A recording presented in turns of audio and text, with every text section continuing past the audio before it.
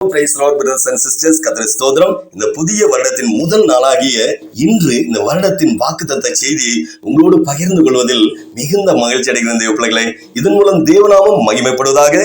இயேசுவின் நாமத்தினாலே இந்த வருடத்தின் புத்தாண்டு நல்வாழ்த்துக்களை முதலாவது உங்களுக்கு தெரிவித்துக் கொள்கிறேன். தேவன் நமக்கு தந்திருக்கிற இந்த புதிய ஆண்டின் வாக்குத்தத்தம் சொன்னவன என்ன தேவன் நம்மளோட பேச போறான்னு யோசிக்கிறீங்களா? அல்லையோ உங்களோட பேசுகிறாரு. நீங்கள் காற்றையும் காண மாட்டீர்கள், மழையையும் காண மாட்டீர்கள், ஆனாலும் இந்த பள்ளத்தாக்கு தண்ணீரால் நிரப்பப்படும் என்று கர்த்தர் சொல்லுகிறார். எப்படி?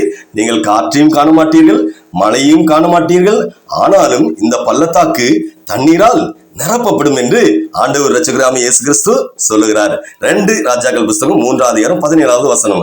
அன்பு தேவ பிள்ளையே, காற்று மழையும் காணப்படும் போது வெறுமையான இடங்கள் தண்ணீரால் நிரப்பப்படும். வனாந்திரமான இருக்கிற இடங்கள் கண்ணுக்கு எட்டுகிற தூரம் வரை பசுமையாக காணப்படும். ஆனால் இந்த வசனம் சொல்லுகிறது, காற்றும் மழையும் வராது, ஆனால் தண்ணீரால் நிரப்பப்படும் என்று. தேவ பிள்ளையே, எந்த விதமான உதவிகளும் உங்களுக்கு கிடைக்காமல் இருக்கலாம், நினைத்த காரியம் உங்களுக்கு நடக்காமல் இருக்கலாம், ஒரு சின்ன துவக்கம் கூட காணப்படாமல் இருக்கலாம், நடப்பதற்கு எதுவான அறிகுறி இல்லாமல் இருக்கலாம். கவலைப்படாதீங்க. உங்க காரியம் பள்ளத்தாக்கு போல காணப்படலாம். பள்ளத்தாக்குகளை எத்தனை லாரி மணல் நிரப்பினாலும் நிரப்ப முடியவே முடியாது. அதுபோல மற்றவர்களால் உங்கள் பிரச்சனைகளுக்கு தீர்வு வரவே வராது. ஆண்டவர் நினைக்கும் மாத்திரத்தில் புதிய மாற்றங்களை காண்பீர்கள் தேவ பிள்ளைகளே. உங்க பள்ளத்தாக்கு போன்ற தேவைகள் எல்லாம் நிரப்பப்படும். நீங்களும் உங்க குடும்பங்களும் திருப்தி, எப்படி சாதா திருப்தி, 100% திருப்தி அடைவீர்கள். உங்கள் மகிழ்ச்சி நிறைவானதாக இருக்கு. எப்படி? உங்க மகிழ்ச்சி நிறைவானதாக இருக்கும்.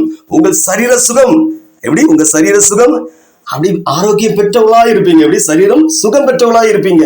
நீங்கள் இழந்து போன பலனையும் பணத்தையும் திரும்பி பெற்றுக்கொள்வீர்கள் தேவ பிள்ளைகளே. இழந்து போன ஆசீர்வாதங்களை திரும்பவும் பெற்றுக்கொள்வீர்கள். வெட்கப்பட்டு தலை குனிந்த இடத்தில் எல்லாம் உங்களையும் உங்கள் குடும்பங்களையும் தலை நிமிர்ந்து நடக்க செய்வார் நம் ஆண்டவர். எதற்கும் பயப்படாதீங்க, கவலைப்படாதீங்க, குழம்பி போகாதீங்க. ஆண்டவரை சந்தேகப்படாமல் நம்புங்க தேவ பிள்ளைகளே.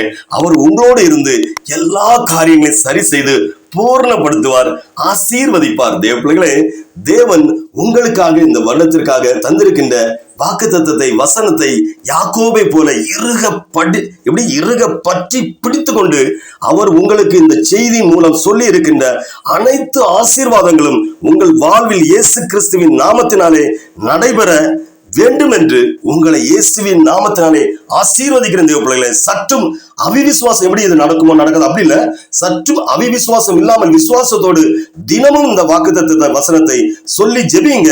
உங்களுக்காக நாங்களும் தொடர்ந்து ஜெபிக்கிறோம். இந்த தேவ செய்தியின் மூலம் ஆசீர்வாதத்தையும் சுதந்திரத்துக் கொண்ட உங்களையும் உங்கள் குடும்பத்தையும் தேவன் இந்த ஆண்டு முழுவதும் ஆசீர்வதிப்பாராக.